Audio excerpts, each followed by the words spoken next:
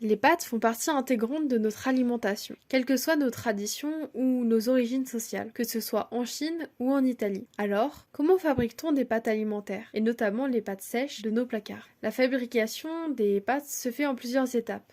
C'est ce qu'on appelle la pastification. D'abord, il nous faut les matières premières. Pour les pâtes sèches, du blé dur, soit de la semoule extra fine, et de l'eau sans matière organique qui a été chauffée. Pour les pâtes fraîches, du blé tendre, soit de la farine type 00 en Italie, et des œufs. On se concentre aujourd'hui sur les pâtes sèches. L'eau utilisée doit avoir au maximum 400 à 500 mg de matière minérale par litre et doit être tiède, restant inférieure à 35 degrés Celsius. La semoule extra subit une épuration pour se débarrasser des poussières de farine, de copeaux de bois, etc. Elle est composée de protéines de gluten, ou aussi appelées protéines de réserve, qui sont les gliadines et les gluténines, ainsi que des protéines cytoplasmiques, les albumines et les globulines. Puis, il y a des granules d'amidon, des granules endommagés d'amidon et des pigments caroténoïdes. Pour former la pâte, il faut mélanger l'eau et le blé pour créer une réaction.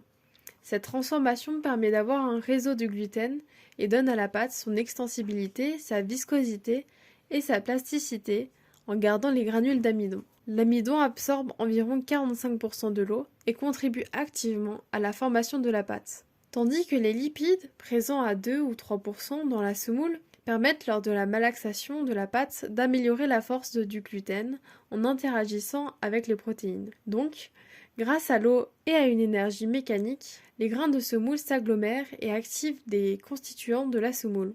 Après le mélange des matières premières et le malaxage de la pâte, celle-ci doit être soit laminée, soit extrudée, selon le produit voulu.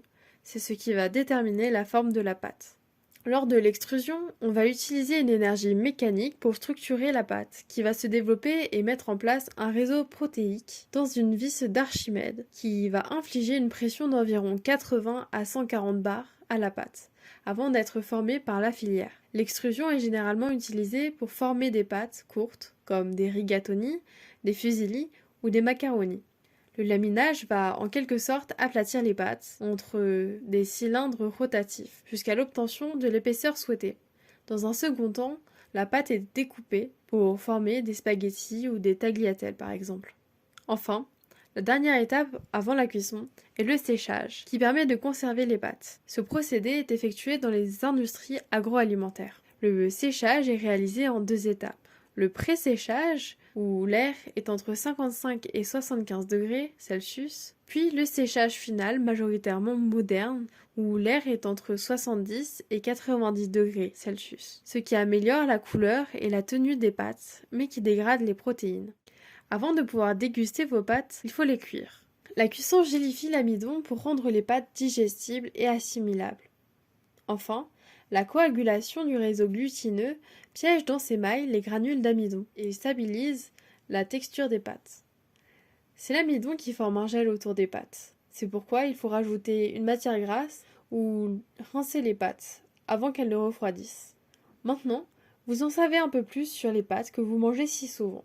Il est possible de les faire chez vous assez facilement. Les pâtes fraîches, elles, sont à base d'œufs, et donc plus riches en protéines, et ont des qualités nutritionnelles très différentes des pâtes sèches achetées en grande surface.